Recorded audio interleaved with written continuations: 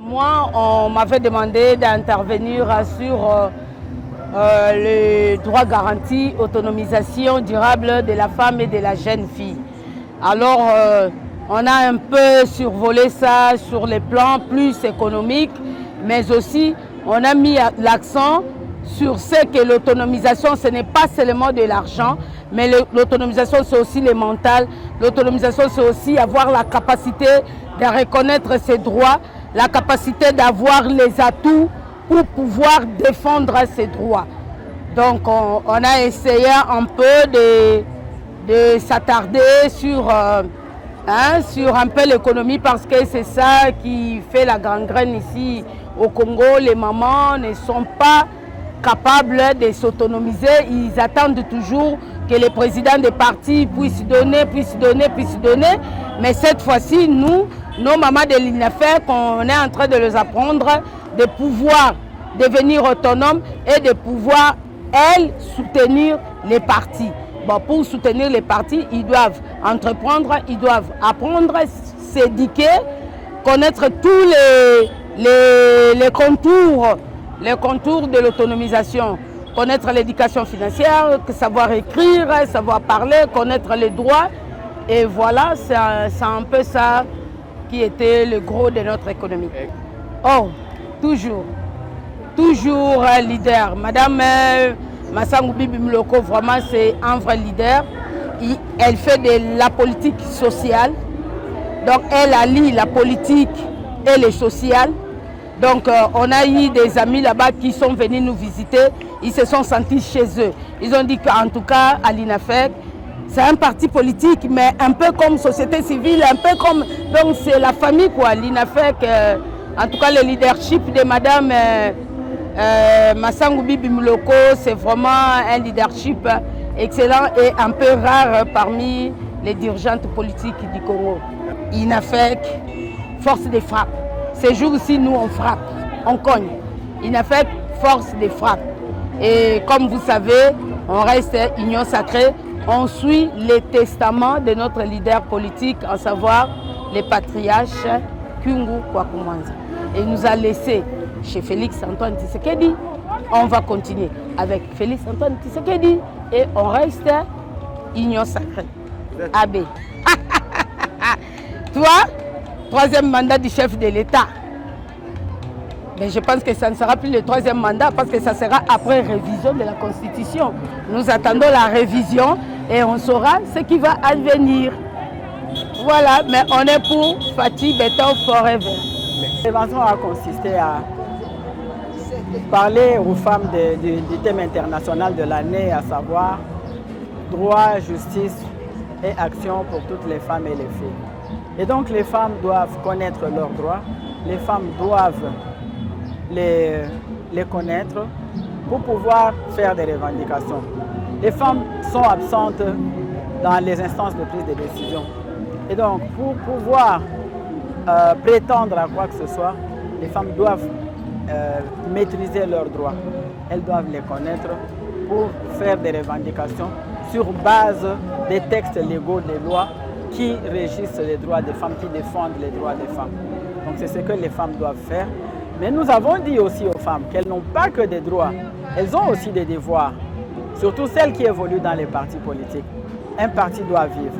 Comment faire vivre son parti, si ce n'est en contribuant financièrement, matériellement ou d'une manière ou d'une autre. Donc nous avons mis les femmes devant leurs responsabilités.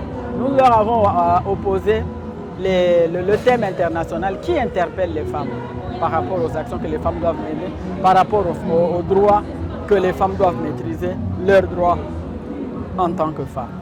J'ai vraiment apprécié ça. C'est une femme qui est très constante. Elle, oui, l'honorable Mireille Massangu, Excellence, je l'appelle parce qu'elle a été ministre du genre, de la famille et de l'enfant. C'est une femme qui est restée constante. Elle a démontré sa fidélité vis-à-vis de son parti, de son défunt mari qui était l'initiateur du parti, mais également de son mari qui était le défenseur acharné du président de la République, Félix Antoine Tshisekedi Tshilombo. Elle a dit que son parti était derrière le président de la République, que son parti avait comme autorité morale le président de la République, que son parti était membre à part entière de l'Union sacrée de la nation. Merci. Oui, bonjour, moi c'est Madame Marie-Hélène Ngoï. Je suis présidente du Forum d'entrepreneuriat des femmes congolaises qui est un GIE, un groupe d'intérêt économique. Et nous sommes ici aujourd'hui parce qu'on devait parler, échanger avec les femmes sur la violence faite à la femme. La violence non seulement physique mais aussi numérique.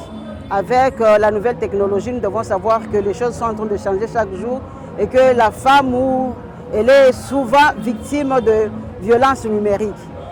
On a parlé de la violence faite à la femme dans le mariage, au travail, même en politique. Et nous avons beaucoup plus martelé sur la femme et le numérique. Pourquoi? Parce qu'elle s'expose deux fois elle-même avec tout ce qu'elle va présenter, tout ce qu'elle va balancer dans les réseaux sociaux. Et par après, on peut changer les donnes et ça expose la femme. Donc, nous avons tiré l'attention de la femme et doit apprendre à dénoncer. Il y a même un numéro 112, le numéro vert, où partout la femme est, même sans les unités, elle peut facilement atteindre le centre, le central pour dénoncer tout ce qui se passe, non seulement chez elle, mais aussi dans le quartier, une façon de nous protéger entre nous. Non, j'ai aimé, elle n'est pas seulement politique, mais j'ai senti qu'elle est aussi sociale, c'est-à-dire elle est en train de préparer la femme non seulement sur le plan politique mais aussi sur le plan social, sur le plan économique. Et moi je pense que ce sont des femmes qu'il faut soutenir, il faut accompagner pour que toute sa base puisse aller de l'avant et ne pas attendre seulement que tout vienne au niveau de la présidence, mais que cette femme-là soit capable de s'autonomiser et de faire partir aussi, contribuer au développement du parti. Madame la Présidente nationale, vous êtes sans ignorer qu'elle venait de faire une tournée au Katanga. Il a fait Lubumbashi, il a fait Kasumbalesa, il a fait Mitwaba, il a fait Likasi, il a fait Lualaba. Maintenant il est de retour. Il a préféré dans son programme clôturer le mois de la femme à Kinshasa avec les femmes de Kinshasa. Tout à fait, parce que c'est l'héritage nous légué par le patriarche Antoine Gabriel Kyungwa-Kumwanza. Nous ne pouvons pas aller à l'encontre. C'est l'héritage qu'il nous a laissé. Quoi qu'il en coûte, nous serons toujours derrière le président de la République, Félix Antoine Tshisekedi Tshilombo. L'INAFEC ne peut qu'être pour la révision de la Constitution, parce que nous sommes totalement à 100%, même à plus de 100% derrière le président de la République. Donc nous sommes sous sa vision. Nous ne pouvons pas aller à l'encontre. Comme il a préconisé qu'on puisse changer la Constitution, nous ne pouvons qu'être derrière lui. Et surtout que cette Constitution-là ne nous garantit rien. Merci beaucoup. Comme vous le savez très bien, l'UNAFEC c'est un grand parti. Comme je l'ai dit toujours, ce qui blesse, c'est un parti des masses. Et aujourd'hui, dans la Fédération de Kinshasa, nous venons de clôturer les activités du mois de la femme pour permettre aux partis politiques de fonctionner normalement, où on doit intégrer et l'homme et la femme. En même temps, on a profité de l'occasion pour donner notre point de vue en tant que présidente nationale. Je viens de déclarer tout haut que l'UNAFEC, c'est un parti de masse qui a été dirigé dans les temps par le patriarche Antoine Gabriel Kyungwa-Kumwanza, qui librement, de son choix, nous a laissé entre les mains du chef de l'État, Félix Antoine Tshisekedi Tshilombo. Nous continuons le testament de notre patriarche en les respectant et en aucun jour l'INAFEC ne peut quitter les bateaux du bon côté de l'histoire. Nous sommes dans l'union sacrée et nous sommes fidèles à la vision du chef de l'État. Pourquoi pas au projet de la révision de la Constitution. Donc pour l'INAFEC, nous appuyons notre président de la République, Félix Antoine Tshisekedi Tshilombo.